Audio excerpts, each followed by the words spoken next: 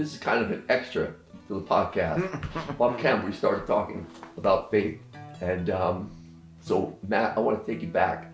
Take me back to that first deployment. And now this is where bullets are whizzing around your ear. And, you know, the end of the game could be just a whisper away.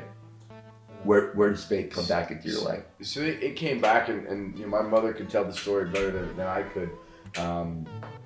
Obviously, day in and day out were tough there. We saw things and things happen that made you reflect a little bit. Yeah. Up until this point in time, I grew up in a very good household. Faith was important, Catholic school. Yeah. But faithful Catholics. Yeah. Ebbed and flowed. When I throughout college, I wasn't the best. Yeah. When you get to college, I struggle with it today, I'm sure.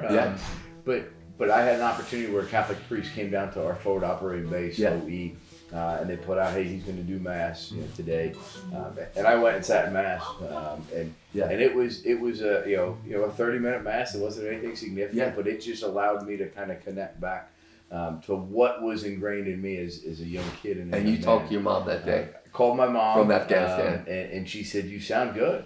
I said, "I went to church today, Mom," and she said, The tone in your voice told me that something good happened today." And when you're in a life-threatening situation where the bullets are flying around, you talked about, one of your first patrols out, and somebody in your convoy gets whacked with an IED. You're coming face to face, 100%, with your mortality. At that point, in time, and you're a young kid. Correct. 22 years old. 22 years old. Yeah. But at that point in time, when those incidents are happening, you don't have time to think.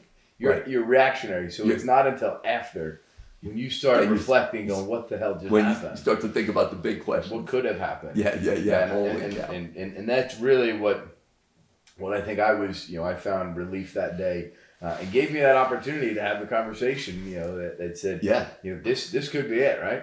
And be at peace with where I'm at, what I'm doing. Yeah. Wow. Yeah. Wow.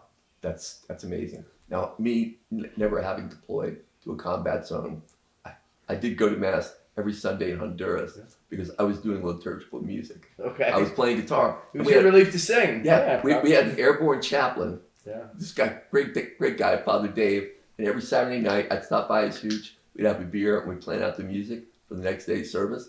And all my buddies, all my Catholic buddies, we'd go to the hut and have mass, and then we hit the mess hall. Yeah. And one of my best friends, West Point grad named Mark Janessi, he wore stars. He was like an academic high flyer.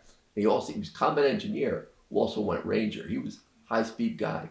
And we walked out of church one day and he said, K-Man, you got to spot me. The big guy took my last few bones. He gave his last few dollars to the collection plate. Yeah. That's but funny. faith was a big thing, man. Yeah. Especially, I can imagine when you're downrange. But even for us, just being in that foreign place and a lot of uncertainty, high-speed mission all day long to connect to faith. And we lost our Catholic priest. He had a death in the family, so we started attending Protestant service. Yeah. But that's the unique thing about the military is, a chaplain's a chaplain is a chaplain. Yeah. And they're great in doing non-denominational services as well. I was fortunate that day that it was a Catholic priest, but those non-denominational services are just as important. And in that tumultuous time, it just gave you a little bit of peace. Yeah, 100%. To connect back. Connect back and think about in putting life in perspective, really. That's awesome. And come at peace with what could happen, right? Yeah. Wow. All right. Now we can cut. We got faith in there. We got Christ in there. We got it. We got all the things, right?